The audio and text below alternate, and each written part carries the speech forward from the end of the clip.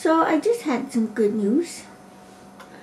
My friend Monzi and her husband Justin are probably moving to Utah. And they are from Arizona. And Monzi has EB also. But she's having a lot of trouble finding a dentist to help her with her teeth. Because nobody wants to touch her because they're afraid of hurting her. She really needs work done on her teeth. And also, she has a lot of medical issues that are not being addressed because she can't find any doctors who are willing to treat her because she has EB. So, she's coming here. I hope it turns out well for her. This is Mepilex. It is a dressing, a wound dressing. It's about 8 inches by 8 inches, and it is very, very, well, I would call it a necessity for me, but they've only had Mepilex around for about 10 years or so.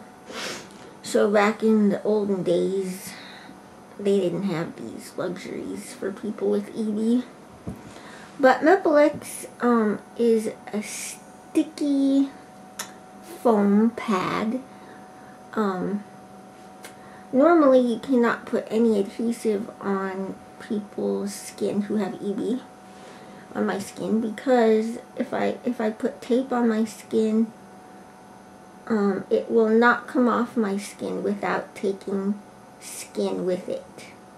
So all my life we've said no tape, no adhesive, until Mepilex came along, and it has just a very close balance between being sticky enough to stay on my skin, yet not too sticky so it will come off without taking my skin off. This is also a Mepilex product that I'm wearing right here. And it's like a little bit of tape. And even this will cause blistering on my skin if I'm not careful. And even when I'm careful, sometimes it causes blistering on my skin. But anyway, Mepilex is very expensive. I use, let's say like 6 of these a day. And each sheet is probably $10 to $15.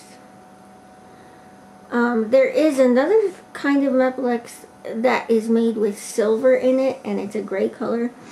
And that one is $25 a sheet.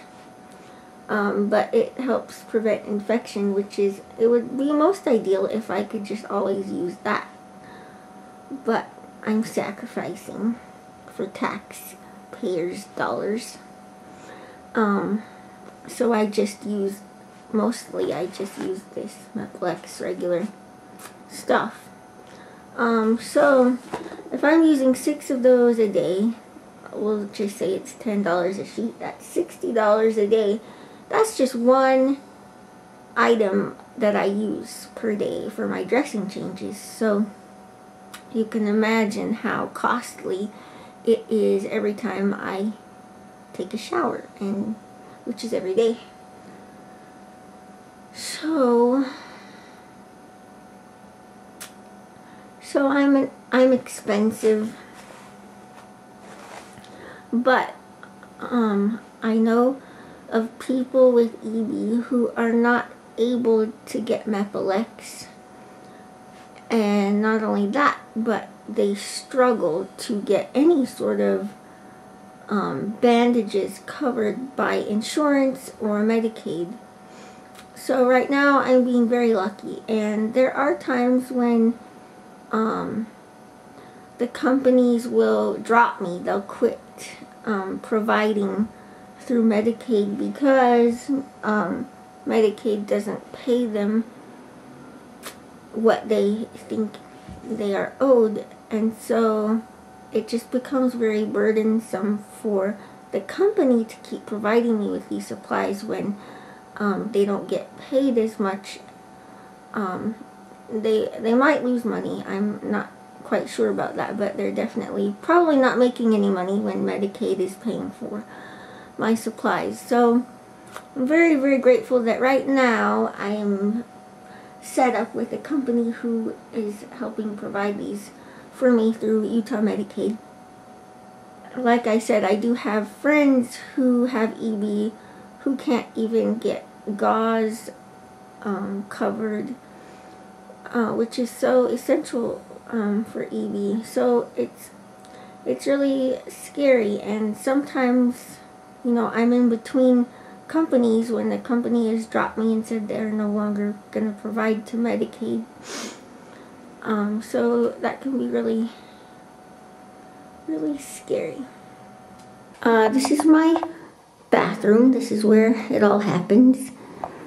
I sit here and do my bandages. And these are my supplies that I keep right here. And I usually have a nurse that sits right here with the foldy chair and helps me out. And I'll show you some of the dressings I use. This is another Mepilex product. It's called Mepilex Light. Another type of it is called Transfer. And it's just a bit thinner than the Mepilex, but it comes in bigger sheets so that I can cut it down and put it in smaller areas like I showed you. I have it under my arm and I have it tacked down with Mepitac.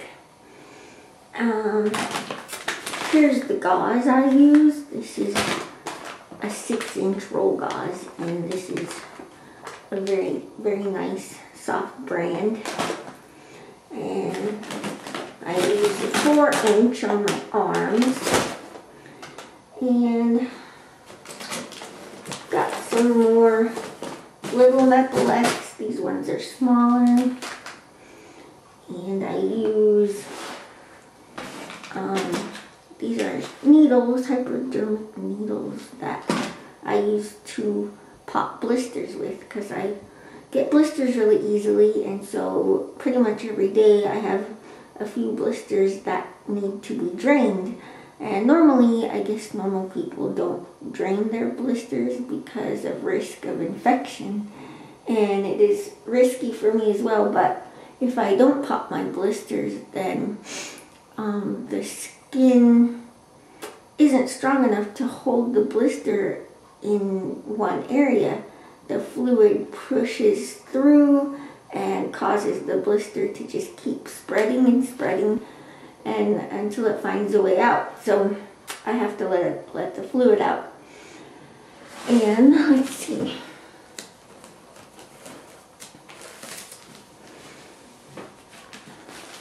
This is Telfa dressing. This goes straight onto my wounds, usually with ointment like polysporin or Bactroban or Silvadene.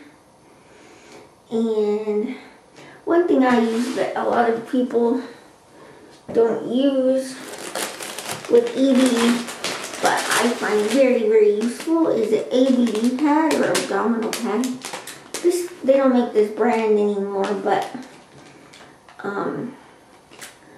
I have some of these that I'm using up that are actually my favorite brand, but they went out of business.